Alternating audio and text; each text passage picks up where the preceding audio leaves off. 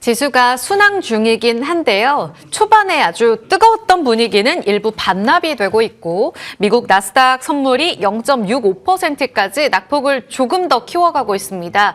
겉으로 보기에는 문제가 없어 보이는데 놓치는 건 없을까요? 시장을 아웃퍼폼할 수 있는 전략 지금부터 함께하겠습니다. 김용원 SK증권 분당금융센터 PB 함께합니다. 어서 오세요. 안녕하세요. 네. 주의 출발 시작점에 뵈니까 더 반가운데요. 피비님, 지금 시장이 잘 가곤 있어요. 5,900. 근데 외국인 기관 계속 팔고 개인이 오히려 삽니다. 기존 수급이랑 좀 달라져 있거든요. 불안한 요인은 없는 거 맞나요? 일단 주말간 가장 큰 이슈는 트럼프의 관세 이슈였지 않습니까? 사실 지금 이제는 주식시장이 관세는 좀 적응을 한 것 같아요. 그래서 앞으로 개별 관세로 넘어가더라도 시장에는 큰 이슈는 없을 것 같다라고 생각이 들고, 지금 현재 위험성이 사실 보이진 않습니다. 네. 관세 리스크도 괜찮아요? 네, 관세 리스크 자체는 사실 작년 4월 달부터 어느 정도 시장에 반영이 많이 됐다고 생각을 하고요. 이제는 관세에 대한 충격 자체가 크게 다가오진 않을 것 같다라고 생각을 합니다. 하지만 이제 지금 현재 지수가 좀 급하게 오르고 있지 않습니까? 물론 이 장기적인 추세로 본다면은 6천, 7천, 8천 이렇게 갈 수도 있겠지만, 갈 가능성이 높다고 봅니다. 그런데 이 중간중간 조정은 올 가능성이 굉장히 크거든요. 근데 그 조정의 가능성이, 조정의 빌미가 될 만한 것들이 아직 보이진 않는다.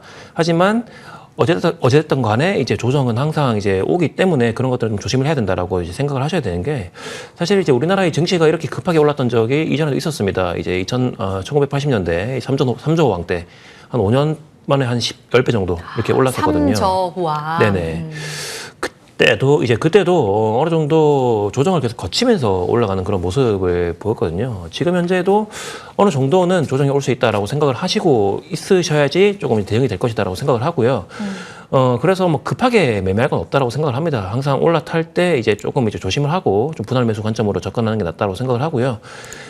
지금 또 주말간 뉴스 중에서 엔비디아가 오픈AI에 대한 투자를 1,000억 달러에서 한 300억 달러 정도로 좀 축소를 했지 않습니까? 예. 지금 장이 굉장히 좋기 때문에 이런 것들도 그냥 무시하고 지나가는 그런 모습이 좀 나오는 것 같아요. 하지만 조정을 받을 때는 뭐가 됐든 간에 이제 뉴스가 좀 이제 과장이 됩니다.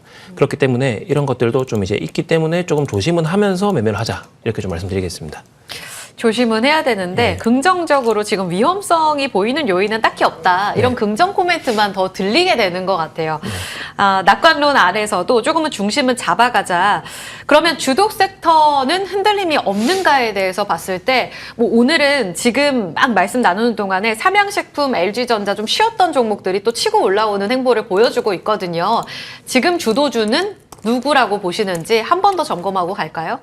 지금 현재 주도주라고 한다면 어찌됐건 간에 반도체를 단연 보는 게 반도체. 이제 맞다고 생각을 합니다. 삼양식품 같은 경우도 주말간 데이터를 좀 보니까요. 라면 수출액이 또 올타임 하이를 찍고 올라가는 그런 모습이 나왔거든요. 예. 그만큼 삼양식품 같은 경우도 굉장히 이제 경쟁력 있는 기업인데 최근에는 이제 반도체나 다른 주도 섹터들한테 이제 수급적으로 밀리면서 좀 많이 빠진 것이 아닌가 이렇게 생각을 하는데 네. 장기적으로 봤을 때 삼양식품 같은 경우도 굉장히 괜찮다라고 보지만 수급적 요인에서 조금 밀리는 것이 아닌가. 그런데 오늘 이제 급등이 나오는 것을 보니까 여전히 견조한 실적을 보이면서 성장할 수 있겠다라는 생각이 들고요. 반도체 같은 경우도 이제 삼성전자, 하이닉스가 여전히 좀 밸류에이션 상으로는 저렴한 구간이다 이렇게 생각을 하고 있거든요. 네. 최근에 굉장히 많이 올랐습니다. 그럼에도 이 글로벌 주요 국가 밸류에이션을 보면요, 우리나라는 여전히 EPS가 올라가고 있기 때문에 이제 밸류에이션적인 측면에서 좀 굉장히 아직까지 저평가 구간이다 이렇게 보이고 있습니다. 특히 삼성전자 같은 경우는 또 4분기에 글로벌 메모리 1위 자리를 또 탈환을 했고요. 이 규모상 이제 삼성전자가 TSMC를 뛰어넘겠다 이렇게 나오고 있거든요. 자, 그렇다면은 여전히 저는 반도체 투톱에 그런 업사이드는 남아 있다 이렇게 보고 있고요. 네. 특히 이제 반도체에서 좀 낸드 쪽을 좀 주목을 해야 될 것 같습니다. 낸드. 네. 이번에 엔비디아에서도 이제 발표를 했던 게 연산 능력 이런 것들이 사실 DRAM이지 않습니까? HBM이고요. 그것도 중요하지만은 이제는 추론 과정에서 이제 발생하는 병목을 메모리 구조 개편을 통해서 좀 잡겠다 이런 식으로 나오고 있습니다. 자, 그게 결국은 이 낸드 기반으로 한 이 SSD, 이 대용량의 SSD를 통해서 이제 하겠다는 건데, 이 낸드에서 글로벌 1위 사업자가 또 삼성전자이지 않습니까? 그래서 낸드와 관련된 이 국내 소부장 기업들과 삼성전자 좀 더 챙겨보자 이렇게 보고 있습니다. 샌디스크가 뭐 네. 단기간, 그러니까 긴 관점으로 보면 거의 1000%까지 갔는데 여기서 가장 수혜를 받을 수 있는 말씀하신 삼성전자나 하이닉스는 이에 반해서 너무 덜 갔다. 네. 이런 의견들이 있습니다. 물론 메모리가 주인공이긴 합니다만 낸드 측면까지 반영이 된다면 오늘 대신증권에서 나온 리포트에 따르면 삼성전자는 27만 원, 그리고 뭐 하이닉스 145만 원까지 예약이 나오고 있거든요. 지금 관점에서는 그러니까 안 갖고 계신 분들, 잠깐 중도 하차하신 분들이 계시잖아요. 들고 계신 분들은 계속 들고 가시고 여기서 추가적으로 다시 진입에 대한 고려를 하신다면 지금 관점에서 27만 원, 145만 원 충분히 들어가도 되는 자리라고 보세요? 사실 뭐 EPS를 본다면 충분히 들어가도 될 자리라고 보고요. 오. 그런데 당연히 이제 많이 급하게 올랐기 때문에 기울기가 무서워서. 조정이 오면 그렇죠. 네, 네. 조금 이제 급하게 빠질 수도 있겠죠. 그런데 빠지는 이유가 뭐 어떤 이유를 갖다 붙이겠지만 사실상 EPS에 영향을 주는 큰 사건이 나타나지는 않을 것이다라고 보고 있기 때문에 최근에 제가 고객님들께 항상 말씀드리는 게 사시고 물리면 더 사라. 이런 식으로 그냥 말을 하거든요. 오히려 조정 시에도 네. 더 사도 되니까. 네네. 그런 식으로 접근해 보시면 좋을 것 같습니다. 알겠습니다. 낸드 측면에서는 이렇게 대형주만 보세요. 오늘 보면 리포트 스터닝 밸류 리서치에서 한국판 미국 샌디스크다라면서 M디바이스 좀 작은 종목을 내놨는데 지금 바로 상한가로 치닫는 모습까지 이어지고 있거든요. 그러니까 소부장 안에서 찾는 움직임에 더 집중해야 됩니까? 아니면 말씀하신 전자 쪽으로 집중하는 게 맞습니까?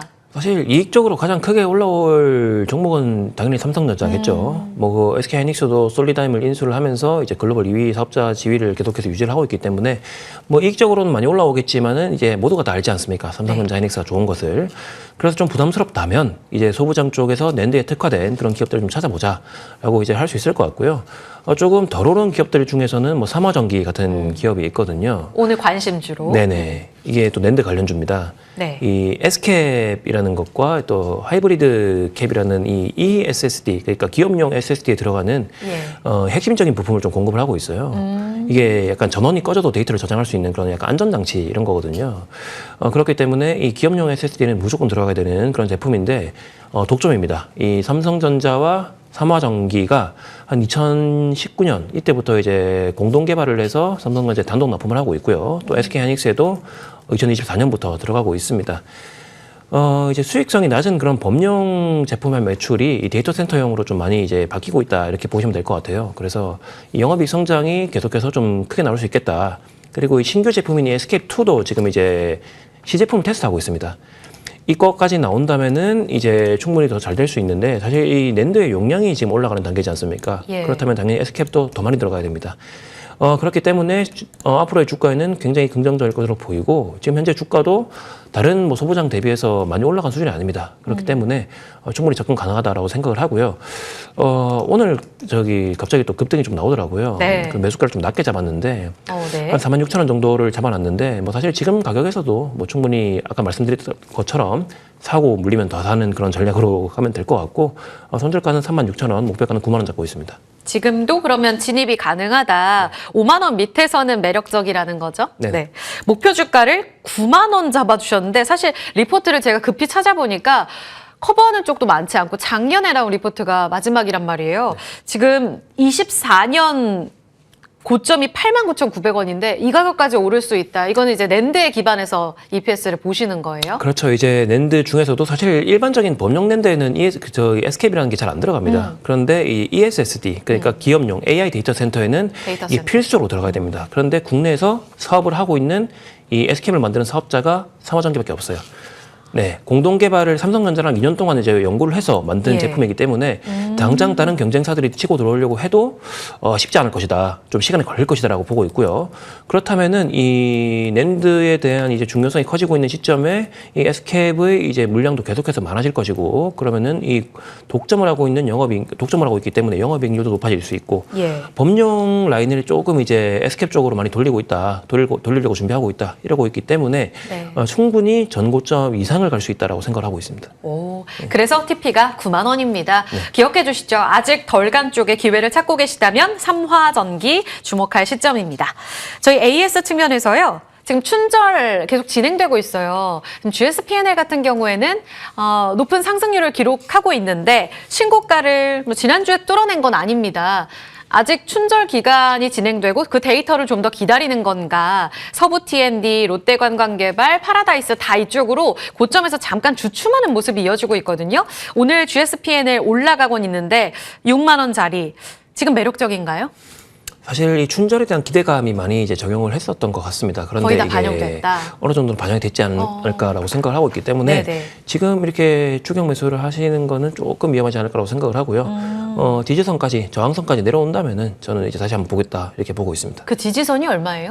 사실 이제 좀 낮게 본다면 4만 후반대 네, 정도가 네. 되겠죠. 그런데 뭐 그렇게 낮게 갈 수는 알 수 없습니다. 그런데 신규 매수자라면은 조금 안정성을 챙기려면은 조금 더 이제 보다가 보시는 게 낫지 않을까라고 보고 있습니다. 네, 접근은 조금 더 조정 시에 들어갈 수 있는 관점을 주셨고요. 함께 하신 분들도 축하드립니다. 40% 가까운 상승을 기록했네요. GSP&L AS까지 함께 들어봤습니다. 김용원 SK증권 분당 금융센터 PB와 함께 했습니다. 지금 시장까지 보고 마무리할게요. 5,900선 다시 재탈환합니다. 5,904선의 움직임 나타내고 있는 상황이고요. 지수단에서 현대차 5%로 다시 상승폭 키우고요. 삼성전자 형님이 3%까지 고점 돌파가 다시 나오고 있는 상황입니다. 오후장 뒷심 좀 더 발휘해 주기를 기대하면서 여기서 같이 물러가겠습니다. 여러분 오늘도 성공 투자 이어가세요.